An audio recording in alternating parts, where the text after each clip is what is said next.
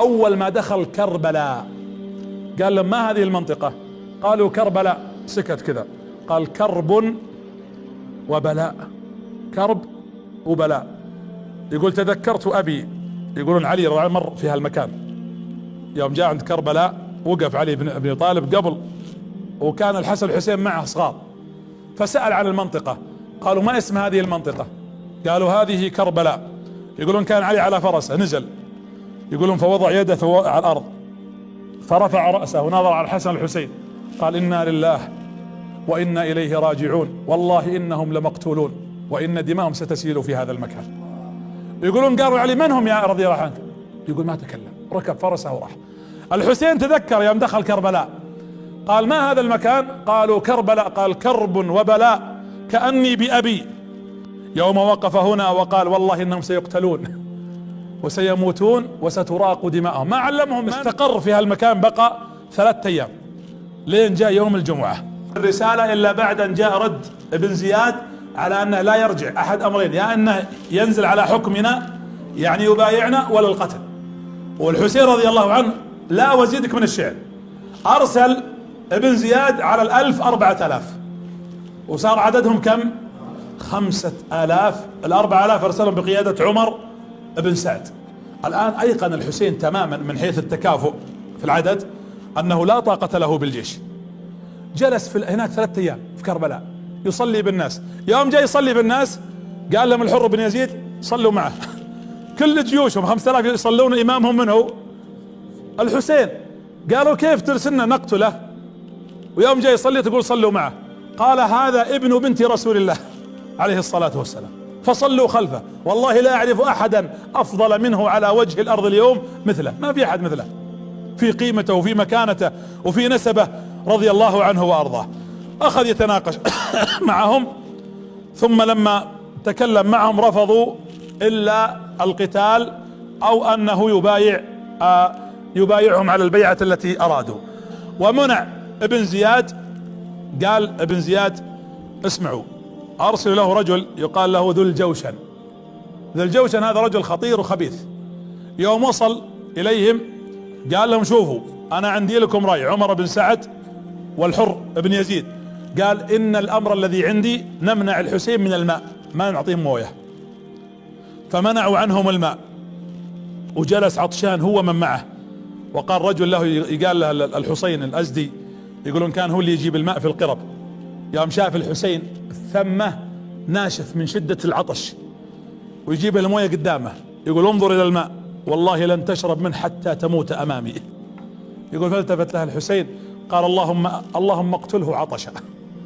يقولون ومات سبحان العظيم عطشا.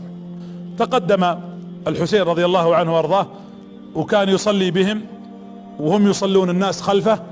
قال الحسين امهلونا الى الغد، اعطونا فرصة بكرة نبغى نصلي ونطلب الله ونتضرع ونخشع، وبعد ذلك نرد عليكم، يا انكم هم خيروه يا تبايع يا نقاتل. قال امهلونا الى الغد. يقول فقضى ليلته كلها صلاة. في تلك الليلة ليلة 9 من محرم اجتمع رضي الله عنه مع اخوانه ومع اصحابه ومع زوجاته ومع اولاده وكأنه يودعهم. قال عرفتكم افضل ابناء بررة، وعرفتكم افضل اخوان نصرة، وعرفتكم افضل زوجات في الطاعة، عرفت ابنائي كذا. جلس يثني على آل بيته، ثم قال يا قوم اني اذنت لكم ان ارجعوا لاني عرفت ان المقصود انا، هم يبغوني انا، فلا تدخلون في هذه الفتنة او في هذه الدائرة، اتركوها لي. قالوا لا والله ولا ارانا الله فيك مكروه، والله لا نرجع ولا نتركك، اما ان ننصرك واما ان نقتل جميعا في سبيل الله وسبيل الحق. مسألة نرجع انس يا الحسين، هذا لن يكون لانه ليس من صفاتنا. القوم تجمعوا، ولما جاء عند آل عقيل قالوا نفس الكلام ولكنهم رفضوا. لكن هنا انا اقول وقفت اخته زينب بنت علي، كانت تدور على الخيام. ويا زين البنت اذا كانت قريبة من اخوها. زينب تدور تقول فسمعت الحسين يصلي في الليل ويتلو ابيات، يقول ابيات يودع الدنيا. قالت واثكلاه يا ابن امي وابي، ليت الموت أعدمني قبل هذه الحياة في هذا اليوم.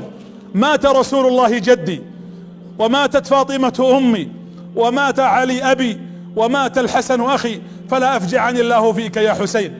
وبدأت تقول كلمات ترثيه. قالت له كلمات: يا خليفة الماضي ويا ثمالة الباقي. قال: لا يا زينب، لا يا زينب، لا يذهبن الشيطان بك، لا يذهبن الشيطان بك. انتبه شوي شوي، خايف عليها أن تصل إلى حد اليأس. قال رضي الله: ثم أغشي عليها، أغمي عليها. لما أغشي عليها رفعها ورش عليها الماء، ثم لما صحت وجلست قال لها: يا زينب اعلمي أن أهل الأرض يموتون. ثم قال لها: أبي خير مني، وأمي خير مني، وأخي الحسن خير مني، ولي ولهم ولكل مسلم برسول الله أسوة حسنة صلى الله عليه وسلم. قضيت تلك الليلة على هذا الحال.